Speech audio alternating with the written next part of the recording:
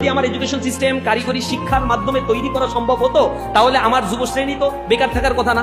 Demographic dividend সুবিধা যখন আমি পেয়েছি 2006 সাল থেকে 30 সালে শেষ হয়ে যাবে, এরপরে যদি কান্নাকাটিও করেন তাহলে একটা দেশের জন্য আর এই অর্থনীতি রিকনস্ট্রাকশন করা সম্ভব না। কারণ 2030 সালের পর থেকে গ্রাজুয়ালি এটা ডিক্লাইন হতে থাকবে।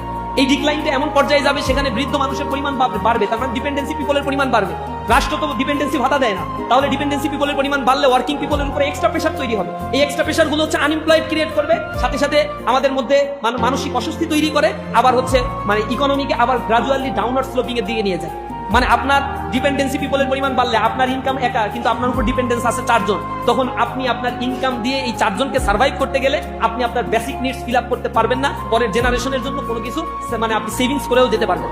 অর্থনীতি গ্রাজুয়ালি এখানে ডিক্লাইন হতে থাকে এবং এনার্কি সিচুয়েশন তৈরি হয় সোসাইটির মধ্যে। এই সোসাইটির মধ্যে তখন হচ্ছে নিম্নবিত্ত শ্রেণী সন্ত্রাসকে বাছাই করে নেয়, লুটপাটকে বাছাই করে নেয়, কোনো একটা রাজনৈতিক আশ্রয়ের অধীনে যায় এবং সেই রাজনৈতিক শক্তিকে কুক্ষিগত করে করাপশনকে তারা তাদের হাতিয়ার হিসেবে গ্রহণ করে নেয়। ইকোনমির সাথে সোসাইটির করাপশনের অঙ্গাঅঙ্গি ভাবে একটা সম্পর্ক রয়েছে। তাহলে আমার ইকোনমিকে কেন 2006 সাল থেকে রিফরমেশন করা হলো না, রিকনস্ট্রাকশন করা হলো?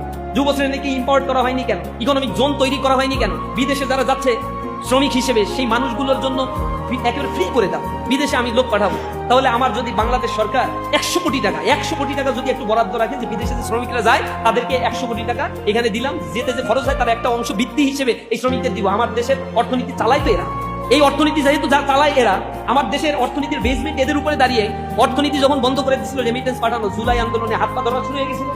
7 দিন রেমিটেন্স বন্ধ করে দিলে দেশের অবস্থা খারাপ হয়ে যাবে, কারণ 62% খাদ্যশস্য বিদেশ থেকে আমদানি করতে হয় রাইট নাও। আমাদের দেশের কল কবজা যা চলে সব বিদেশ থেকে আমদানি করতে হয়, আর এই আমদানি করতে গেলে ডলার দরকার। ডলার কোত্থেকে আসে? নিজের দেশের অর্থনীতির ফ্লো বাড়লেই ডলারের ফ্লো বাড়ে না। এখানে ইন্টারন্যাশনাল ট্রানজাকশনের অনেক বড় বিষয় আছে, ব্যালেন্স অফ পেমেন্টের অনেক বড় বিষয় আছে। এই ব্যালেন্স অফ পেমেন্ট যখন ইমব্যালেন্স হয়ে যায় তখন দেশের ইকোনমি অস্থির অবস্থার মধ্যে দিনাতিপাত করতে থাকে।